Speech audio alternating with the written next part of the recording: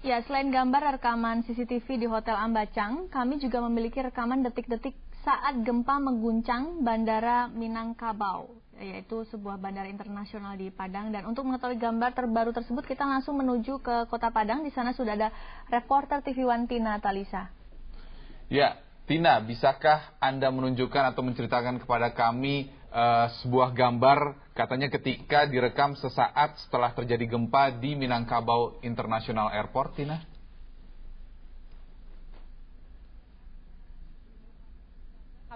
Baru kami peroleh pagi tadi gambar eksklusif yang dimiliki oleh tim liputan TV One.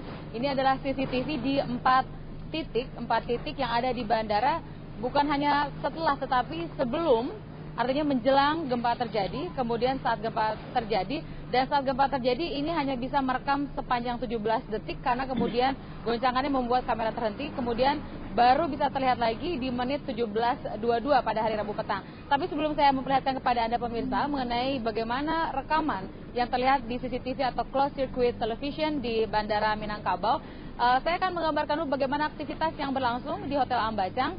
Aktivitas yang ada di sini masih dilakukan oleh alat berat dan sedang tidak dilakukan evakuasi manual.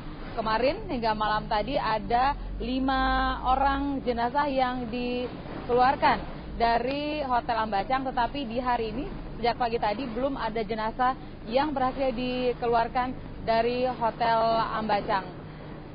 Evakuasi memang direncanakan, diharapkan akan selesai maksimal 14 hari setelah gempa terjadi. Memang masih ada waktu, artinya kurang lebih 7 hari lagi. Tetapi tentunya bagi para tim evakuasi ingin secepat mungkin untuk bisa mengeluarkan jenazah yang ada di dalam, kalaupun bisa ada korban yang masih selamat. Tetapi bisa kami pastikan, tadi pada saat saya datang ke Bandara Minangkabau, sudah ada sejumlah tim dari negara asing yang akan segera kembali ke negara mereka, karena tujuan utama mereka adalah menyelamatkan orang-orang yang hidup.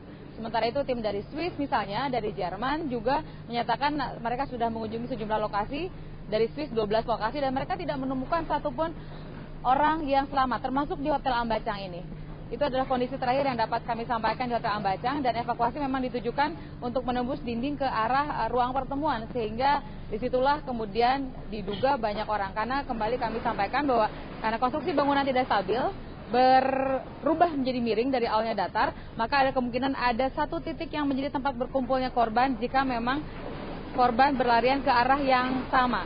Mengenai jumlah, lagi-lagi baru prediksi, misalnya saja yang mengatakan 140, tapi tentu data valid baru bisa kita ketahui setelah kemudian akses terbuka dan betul-betul bisa ditemukan dan dikeluarkan korban dari dalam reruntuhan Hotel Ambacang. Kini kami akan sampaikan kepada Anda pemirsa gambar yang kami peroleh dari CCTV Bandara Minangkabau. Gambar yang pertama akan dikeluarkan, yang kami perlihatkan adalah di ruang tunggu keberangkatan domestik. Di pukul 17.15 sudah kita lihat bagaimana banyak calon penumpang yang sudah bersiap-siap untuk berangkat, menunggu panggilan karena mereka siap-siap untuk boarding.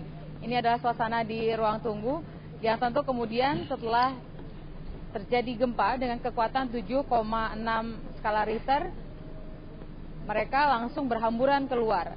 Tetapi yang patut disyukuri adalah tidak ada misalnya kita perhatikan yang menabrak kaca atau kemudian yang berhimpitan dan saling injak sehingga jatuh korban jiwa. Karena kita tahu tidak ada korban jiwa yang jatuh di Bandara Minangkabau.